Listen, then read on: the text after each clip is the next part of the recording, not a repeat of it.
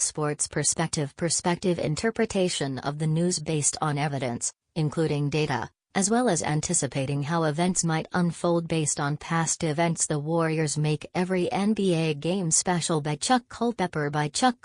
November 22 at 12:32 p.m. Follow at Chuck Culpepper 1. Photo by John McDonnell, The Washington Post, New York. For tonight, the event plays Oklahoma City. In a week, it will stop by in Los Angeles. Through the early December, it will energize Orlando, then Miami, then New Orleans, then Charlotte, then Detroit.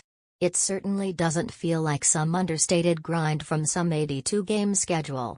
Amid all the Golden State Warriors have added to this national culture, and it could take decades of studious cooing to parse it all, here's one jewel: they've intensified the meaning of an NBA regular season game, taken a 1 out of 82 occasion and made it, in many cases, a 1 of 1.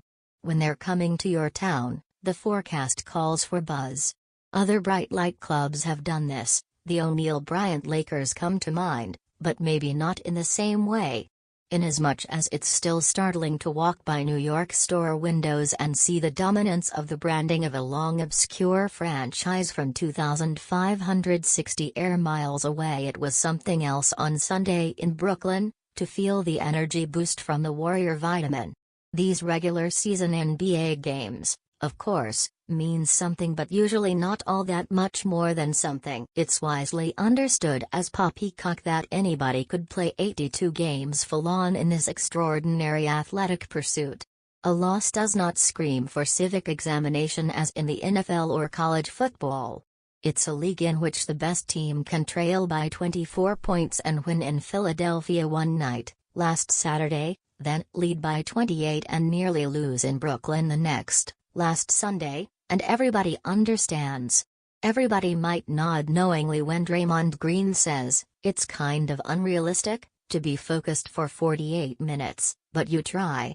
Or when Stephen Curry says, "Last night we just didn't have any energy or any kind of rhythm in the first half, and Philly capitalized on that," whereupon Golden State's comeback in Philadelphia carried over to the first half tonight, which had mattered because, on a back-to-back, you want to give yourself as much life early in the game, so you're not having to claw back and expend all that energy trying to get back in the game.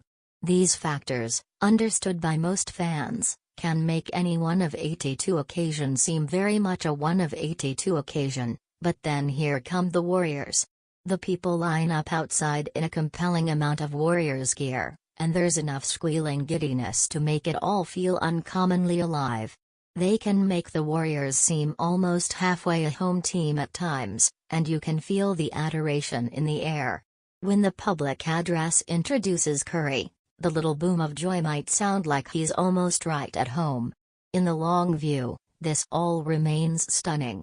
It's always worth remembering that before this behemoth grew organically, and then inorganically with adding Kevin Durant, it was a franchise that missed the playoffs for 17 of 18 seasons. If you followed the NBA only sporadically, you could have known long patches of life in which Golden State never crossed your mind or entered your sightline, such that you could forget it still belonged to the NBA. Now, it's such an established being that it even offers viewing experiments within itself. With Durant out in Brooklyn, it became a chance to watch Golden State as remembered from pre-Durant, and to appreciate how a great team and one of the greatest players did meld without inner horror. Curry scored 39 points with 11 rebounds and 7 assists. It gave a chance for coach Steve Kerr to remind of realities such as, obviously he was brilliant in terms of scoring and shot making. I thought in the second half he got a little wild.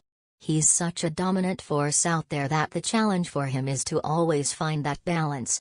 He also fouled out with 3 minutes left, of which he said, "I'll file this one an anomaly." It left the late-game mastery to Green and Klay Thompson, who explained, "I think we just have to be more methodical in our approach, without Durant or Curry." Viewers on an opposite coast viewed Golden State without Durant, then without Curry. It felt experimental in a 1 of 82 kind of way.